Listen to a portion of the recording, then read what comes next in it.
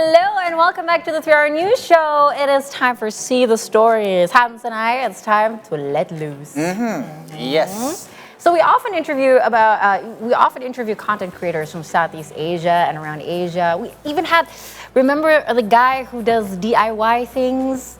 Oh yeah. Yeah, we even get to talk, Although virtually, he was in somewhere in the Scandinavian country. Was he in Sweden? I think it was in Sweden or Stockholm. Stockholm. And we had some other content creators from Thailand, Vietnam, and teaching us Vietnamese language. Oh yeah, that's right. And today we will talk with another content creator from the country, from Indonesia, but she's teaching our language, Indonesia, as her content. Let's welcome Lauren Karina. Hi, Lauren. Hello, Lauren. Hi guys, nice to meet you. And you. Nice to Thank you so much meet for being here. Thank you for inviting me. Your content is the content I might have needed in high school. Yeah? Yeah, because I was the one who always got laughed at for getting tutoring for Indonesian. It's that Yes, hard. because growing up in several countries, somehow it became a nuisance. Yeah, it was more difficult for us to find the words in Indonesian, like the right word for in Indonesian, and let alone these generations. I mean, millennials and also Gen Z. Finding it hard to actually speaking in a proper Indonesian language because of what we watch, what we've been watching, right? Yeah. And you are an Indonesian teacher and also content creator. I am. How long have you been creating content about the Indonesian language? I think I started in September 2022, like towards Just the recently. very end of September. So yeah, it's been a year, a little bit more than a year, I would say. Yeah, and it's been going great, I guess, because Amazing. I would never expect to be in a place like this. I was just in my room making content. So is it because you are an Indonesian teacher, or you have another reason to actually making content about Indonesia? Because Bahasa Indonesia. And in Bahasa Indonesia, not Bahasa, by the way, it's Bahasa Indonesia. Yeah. So is there any other reason for you to make the theme of the content? You know what's funny? People ask me this a lot.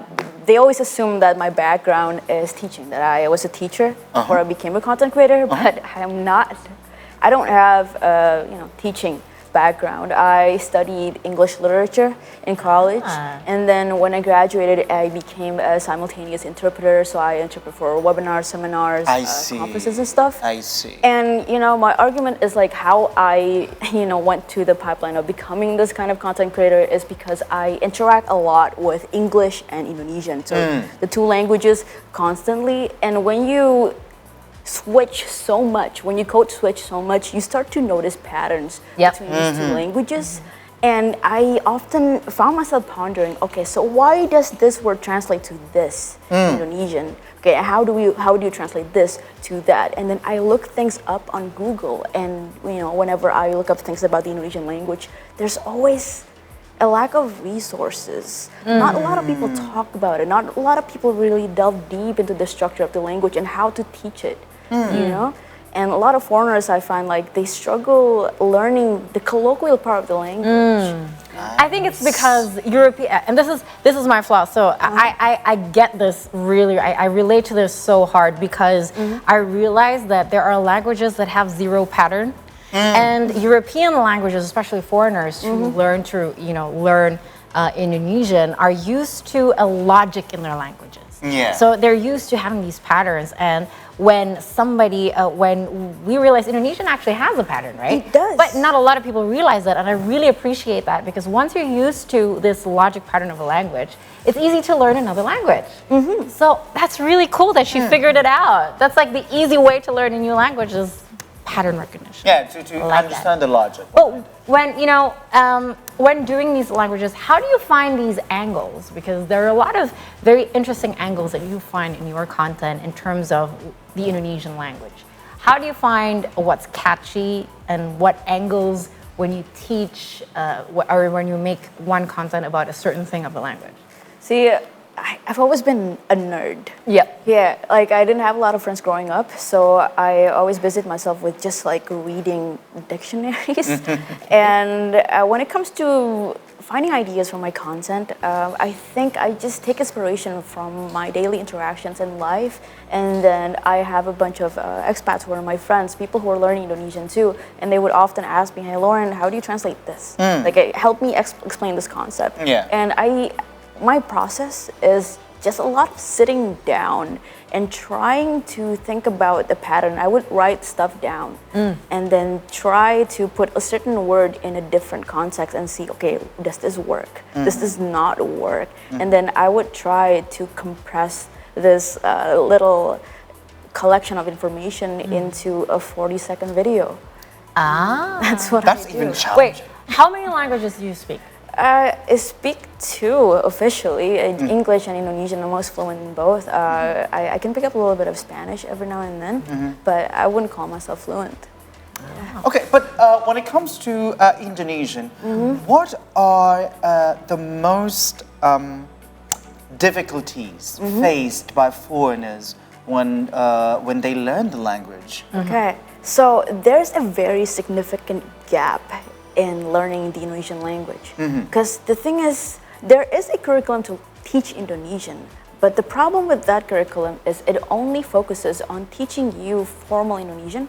So there's a significant lack of research done on how to teach the colloquial part of the language. Yeah. So a lot of my students, they come up to me and they told me that they have gone to language schools to learn Indonesian. Yeah. And then once they graduated from that language school and then they step into the real world, they realize that they could not understand a single thing that's being said by people.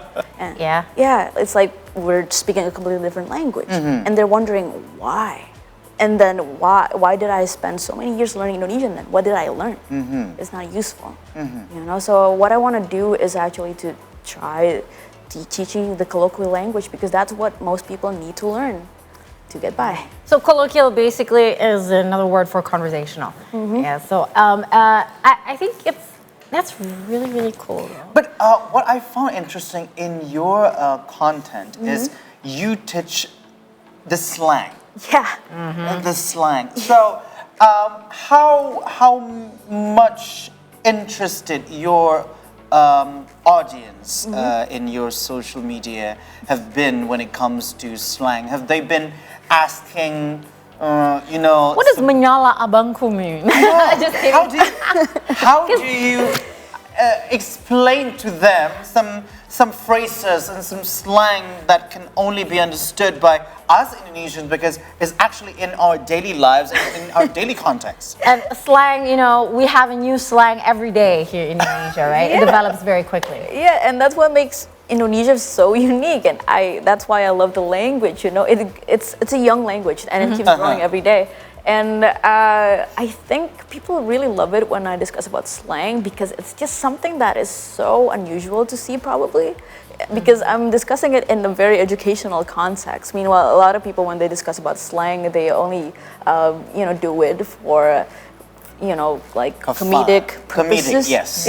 But to actually have someone out there trying to teach you like what the slang means, where it came from, how it originated, it's something, I think it's something that you don't really see every day, and that's why a lot of these content, they usually go viral.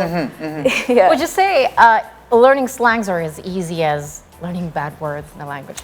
Like most people start by learning bad words in a language, right? I did make content about that, and I got a bunch of protests from that. Understandably, you did? I did. Why? What did they say? Well, it's inappropriate. Why would you teach this to people? And I'm like, well, they need to learn this if they want to learn the True. language. What if somebody starts swearing at them? Yeah. That's true. Absolutely. You don't want to feel left out. Because that happened in daily activities, and that is so factual, because when you go to a certain place and then you ask for the local language, one thing that they ask about the local language is the bad words. Yeah. Everywhere I went, if it's a different local language aside of English, they would ask for the bad words. But you know what? I think I understand why a lot of people complain about that content. Because then there's nothing exclusive anymore. Then they would understand everything we say. So we cannot swear, right? We need that sometimes. We need that privacy. No, I'm kidding, of course. But how has your followers reacted in terms of learning this fresh take on colloquial Indonesian? So I get mixed reviews, of course. I get a bunch of hate DMs and hate comments every now and then. Wait, why? Yeah, from Indonesians usually. Indonesians, why? Yeah, because sometimes they think that I'm generalizing, that I'm making fun of our culture, that I'm spreading misinformation or making Indonesia look bad to foreigners when I'm just telling things as it is, the way that I see it in society, what I witness, and how my friends interact, and Indonesians can't take it if they think that something is giving bad rep of Indonesia. And there was actually this one time that a random guy sent me this really long message being like, why are you teaching informal Indonesian? When you teach foreigners, you have to teach them correct Indonesian. Ask them back, do you speak correct Indonesian? I don't. Yeah, because the purpose of a language is to communicate. You don't idealize it. Unless you're actually in a formal sector, yes. Yeah, you have to learn the formal Indonesian. And of course, unless you're in academia, because that's a completely different unless level. you are in academia. But if you only need Indonesian to survive on a daily basis, how can you not know the bad word? And also, all in the order for you colloquial to words. socialize, you need to know people's interests and also how people communicate in daily basis. Because we Indonesian, we do not. I'm not going to say do not, but we seldomly speaks formally. Like me and Kai, we're casually every single day. We won't really be speaking in formal Indonesian, right? So those foreigners, in order to be able to blend in with the locals, they need to know how the locals speak, right? But do you do formal language content as well? Yeah, I do. I've developed this curriculum for beginner and intermediate learners, and I have a website. And so for people who seriously want to learn Indonesian, I have these self-paced courses, and they actually break down really crucial aspects of the language, both formal and informally. So yeah. Oh, nice. So I heard you have some international clientele.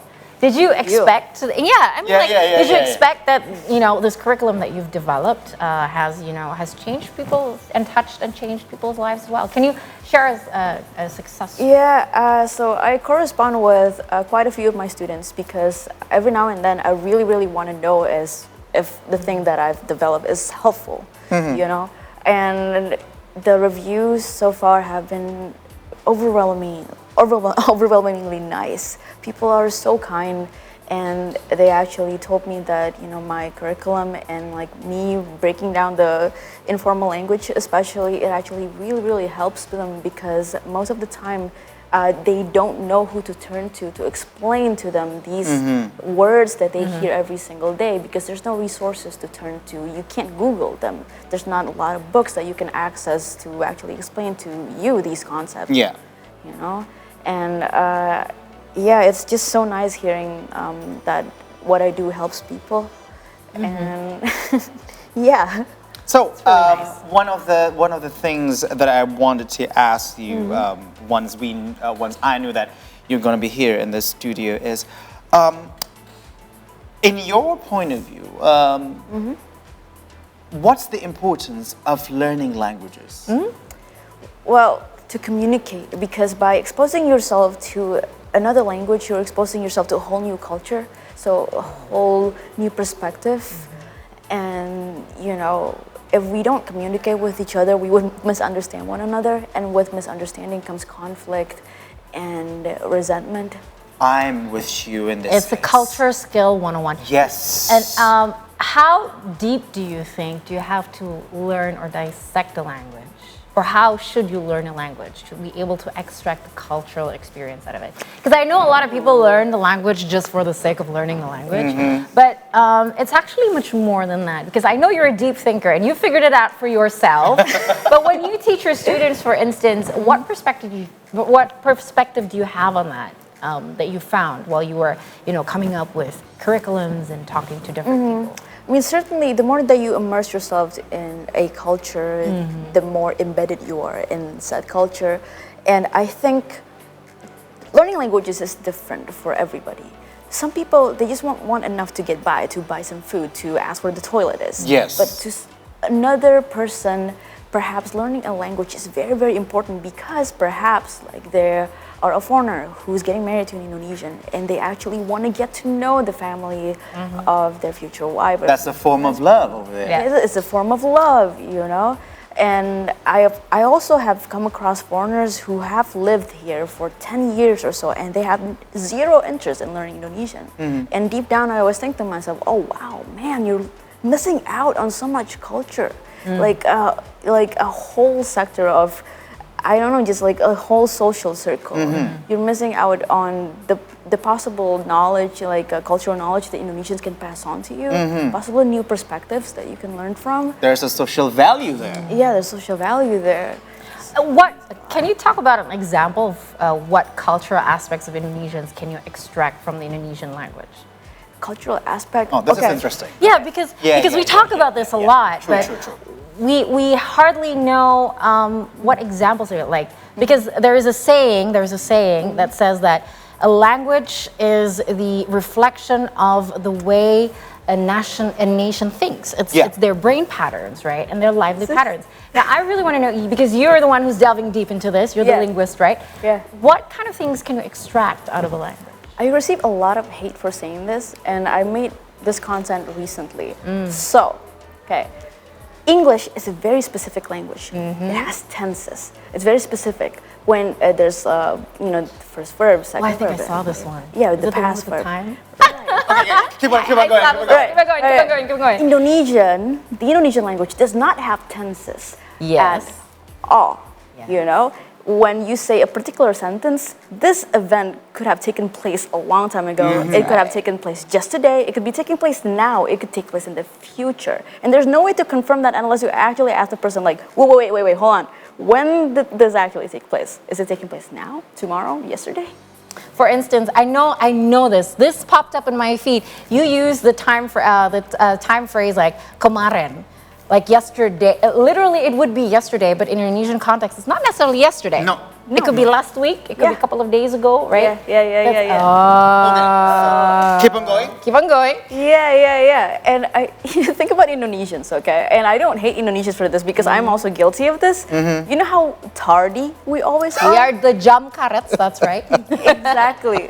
Yeah, it's just part of the culture now. If you want people to come to an event at 10, you gotta tell them to come at 9. Because if you tell them to come at 10, they will show up at 11 or 12. Yes, I have to agree with that. But this is why I study what I study, cross-cultural communication, because it's very important to understand, not to take offense, right? Not to take offense, but it's the same as if you Indonesians would go to Germany that is very specific in time, and they're required to be very specific in time. Yeah. There's always this misunderstanding thinking, they're always late or they're always so early, you know what I mean? But it's the way we think. Yeah, people think it's derogatory when you point this out, when actually it could be a good thing or a bad thing. I think we're so chill as people. We're so nice. We're so laid back. We're not strict with each other, You can just walk down the street and say hi to another person and they would say hi back. Yes, so this is actually the culture that we've been talking about. Yeah. So, if it's a minus or a plus, but that's the culture in the language. All right, so this is getting more interesting because I'm so into language and histories and stuff. And don't get triggered. Don't get triggered, yes. And for the next See the Stories, we'll continue after the break. We'll talk about more about Indonesian language and we will play games, so please do not go anywhere.